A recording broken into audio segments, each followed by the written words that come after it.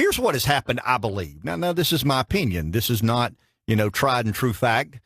I believe that there has been a successful effort by the media to paint all politicians with the same brush.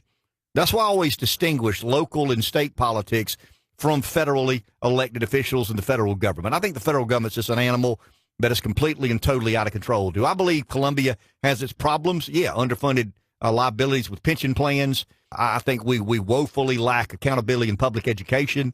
There's a lot of things that I think we could do a lot better at in Columbia. But when you talk about Henry and Catherine and Yancey and Kevin and John Warren, I don't know John, I know all the others.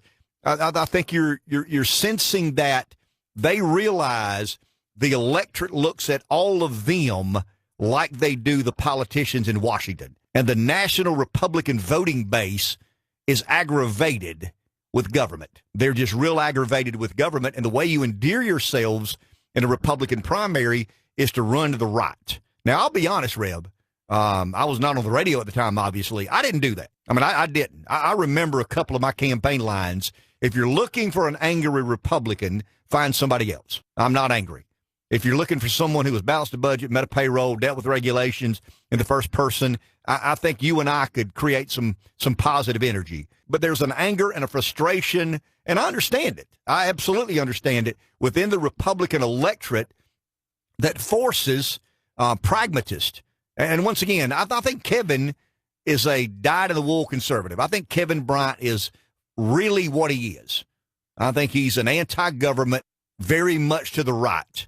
I think Catherine is a very moderate, centrist sort of Republican. I think Henry is a very moderate, centrist sort of Republican. I think Yancey McGill, despite his career as a Democrat elected official, is a fairly moderate, centrist sort of Republican. But running for office is a little bit like hosting a radio show right now. There's not a lot of appetite for being a centrist. That there's this anxiety and frustration and anger in some circles at the government. And I think the media has done a good job in painting the government to the point that everybody perceives Henry McMaster and Catherine Templeton as those sorry no-count son of a guns who created $21 trillion of debt, and they can't get, any of their programs under control. The roads are falling apart. Once again, I think Columbia has its issues. The one disagreement I'll have with Roger, I don't think this is Henry's to lose. I think he's the favorite. But I don't think we're to the point that it's his to lose. I've looked at some internal polling. Once again, I know a couple of these candidates better than I do the others, and I've seen some data that has not been made public yet. I think it's a two-horse race. I think right now it's a two-horse race, and it's Henry McMaster and it's Catherine Templeton. I think Henry's polling right now is about 46-ish, somewhere thereabout. Catherine's 22-ish, 23-ish. I think they've got to take some steam out of Henry. I think there's got to be a campaign effort amongst Warren, McGill, and Bryant and Catherine Templeton. I think all four of those need to understand they need a runoff. And I think once you get to a runoff, anything can happen. I won my primary fairly significantly, but the runoff scared me to death because there's so few people who go back and there's a limited universe anyway of primary voters in a non-presidential cycle in particular, and the runoff makes the universe even smaller. So it goes back to the Abraham Lincoln theory, identify your Whigs and make sure they show up on Election Day. I think Henry's the favorite. I don't think he's the prohibitive favorite. One of the best political friends and allies I've got in this world is Yancey McGill. There's a steep hill to climb. And I think when you look at the fundraising tallies, when you look at the messaging, I think it's a two-horse race. I think what Catherine Templeton needs to do is get her number from 22 to 28, 29, 30. I think Henry's got to go from 45, 46. She's got to get him back down to 40 or 41. If they go, if 5 weeks from now or 4 weeks, whenever the second Tuesday in June is, if we close the polls that day and Henry McMaster is at 41%, Templeton's at 30%, I think it's a 50-50. I think it's a coin toss as to who wins. If Henry gets to 46, 7, 8%, there is a threat that he gets to 50. And the only rate you get him from 41 to 31, excuse my French, is beat the hell out of him. That's what you got to expect. if you're McMaster, you're on top of the hill. You're the incumbent governor. And I'll tell you, the world of politics in South Carolina changed the day Nikki Haley became ambassador to the United Nations. One of the most calculating moves, and I don't know if he knew this was how it would work out, but one of the smartest political moves Henry McMaster has ever made in his life is endorsing Donald Trump. I don't know that it mattered, but Trump was a political novice, lieutenant governor of South Carolina. And the reason South Carolina was so important and will always be so critically important, first in the South primaries. It is a place that campaigns run out of gas or gain steam. Well, a statewide elected official endorsing McMaster for,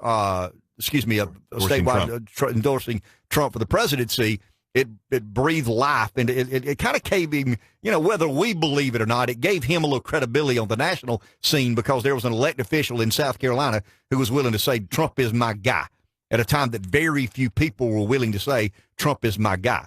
So it may have been something he stumbled upon. It may have been political genius. I have no idea how that worked itself out. But when Henry endorsed Trump wins the presidency, I got to believe the conversation probably went something like this. I'm bad about saying whatever I feel. Trump calls Henry, or has someone call Henry, and says, hey, man, appreciate your help. What do you want? Do you want to come to Washington? Do you want to do this? No, I don't. I kind of want to be governor of South Carolina, and the only way that can happen is if you gave her something to do. Because remember, Haley was the one that said when Trump ran for president, as they were heading to South Carolina, Governor Haley was the one that said, don't give in to the loudest sirens you hear. In other words, don't give in to the angry sirens, or don't give in to the sirens of anger or something. She made some comment, because I can remember the state newspaper called me and asked me what my comments were about Trump, because they knew that we'd kind of taken an affection to Trump on this radio show. And I can't remember who it was. One of the reporters that still had my number called me and asked me what I thought about it. And I said, if people are angry, people don't wake up every day looking to be angry. I mean, if people are angry, I'd probably try to investigate where their anger comes from, what is generating that emotion within the Republican ranks. But if you remember, Nikki was not a big fan of Trump. She endorsed Rubio. She was a Rubio, right? and she wants to be an establishment figure. And I guess, that's the way to endear yourself to the establishment. It would have been fine for, Haley to Bush or Trump, to Rubio to have won, because they were kind of the establishment status quo sort of Republicans. But I think, Henry's world changed when he endorses Trump. Trump wins the presidency. I believe that Trump calls Henry, or one of Trump's people call Henry and say, hey, we're up here now. You were helpful. What is it you want? Henry said, I've got no interest in going to Washington, but if you can find her something to do, I can move my office from this side of the state house to the other side. And I think the gubernatorial race changed in that moment, because we would be running for an open seat. And I think an open seat creates a lot more and a lot of different dynamic than having an incumbent governor. And right now, Templeton's running against an incumbent. He didn't win the election. He didn't get voted governor, but he's still governor. And if we believe that there is an engaged electorate out there, you're believing something very different than the truth.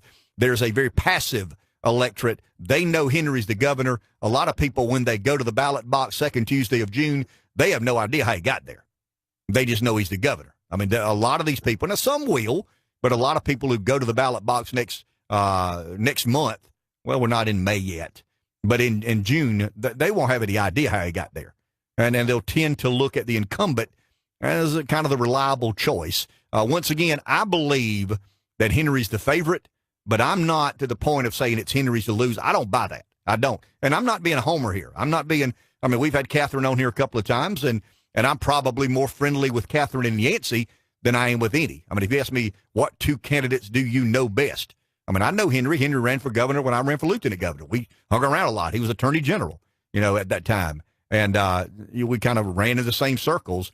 But if you ask me the two I know the best, it would be Yancey and McGill, and then Catherine Templeton. But I think Catherine and Yancey and John Warren and Kevin Bryant, they can't beat one another up. All eyes have to be on McMaster. You've got to get away. You've got to figure out a way to get McMaster from 46 or 47 to about 40 or 41 or 2-ish. And I think if you get Henry to 40 or 41, and the only way you're going to do that is just beat him up. This Quinn, I think, I read last week that Rick Quinn Rick Quinn Sr. testified before the grand jury earlier this week or late last week. I have no idea what the implications of that are. I have no idea what the findings were. I have no idea what the testimony was. I have no idea what the questions were. There's some scuttlebutt out there that, McMaster may have been not implicated, but may have gotten some kind of big collateral damage in some of these investigations. I don't know that to be true, but I think what you've got to do is try to figure out a way. If you're one of the others, you've got to figure out a way to get Henry to 40%. And somebody get close to 30%. And once again, Rev, in a runoff, I mean, it's a coin toss. And I mean that. I mean, it's such a limited number of people who will come back 2 weeks after that Tuesday and cast a ballot again. And it comes down to organization. I do believe this. I do believe Templeton has the money required to get Henry from 45 or 6 to 40 or 41. I don't know how effective it'll be, but I know the money is there to create a message to kind of negative campaigning. And as much as we don't like negative campaigning, guess what? It works. It works. I mean, if you tell the voter every day, all day, the person I'm running against is a son of a gun and you don't need to vote for him, a certain percentage of that infiltrates itself into the psyche of the voter. And I think that's where we are in relation to the governor's race. But to Roger's first question, as far as, these people who run for governor in South Carolina in the Republican Party going to the right, and everybody tries to outflank everybody to the right, I just think that the media reports on politics today in a way that allows the electorate to see all politicians in the same light. And that's why I've always on this show tried to distinguish the federally elected officials. The problems in Washington aren't necessarily the problems in Columbia. I mean, Columbia can't deficit spend. I know we've got unfunded liabilities in pension plans, and that's a big deal. I mean, that's a big deal, and we're going to answer that one day, and we better get that under control. But I still think there's a difference there. But I think when you look at the sentiment of the voter, the Republican voter in America today, I don't care what state you're in or what time of the year it is, the Republican voter in America today is frustrated, he's anxious, he's angry, and he looks at all politicians in a fairly monolithic way, and I think that's unfair to people who run at the local level as Republicans. I do believe, and I still believe this, I've got some fairly hardcore beliefs, but I believe the future of the Republican Party is in something less rigid than a lot of the electorate want right now. I think there's got to be a pragmatic. If someone asked me my political ideology, it would be, I'm conservative, but I'm pragmatic. I'm a pragmatic conservative who understands most of the answers don't lie guarding the right field foul pole. And if they do, you're not going to get anything done anyway. And I think Trump represents. I don't think Trump's a real rigid candidate when it comes to that. I think Trump was just a disruptive agent in politics. Trump was a chaos candidate at a time that a lot of voters just wanted chaos. I mean, they just wanted something completely different than what they had had. I don't know if that answers Roger's question, but once again, I think the reason Republicans in South Carolina today in primaries try to outflank one another to the right is the media have told Americans, these no-count politicians, you got to watch them. And I think the way you endear yourself to the Republican voter in South Carolina and all over the country is to just say, I hate government. And I've never understood the quandary or the conundrum. I hate government, but I want to be a part of it. That was always my problem with Governor Sanford. I thought Mark Sanford had a lot of good ideas. I mean, I really believe this. I was thinking of Mark the other day. Mark was the one that said, we need to consider selling Santee Cooper. No, you can't do that. That's one of the great assets the state of South Carolina has. How good an asset is it now? Maybe insolvent. But once again, Mark was so rigid in his approach and in his tact, he never endeared himself to the legislative process that is so necessary in advancing legislation. But I was thinking about that the other day. 15 years ago, Mark Sanford said, we need to sell Santee Cooper. The state doesn't have any business being in the power generating business.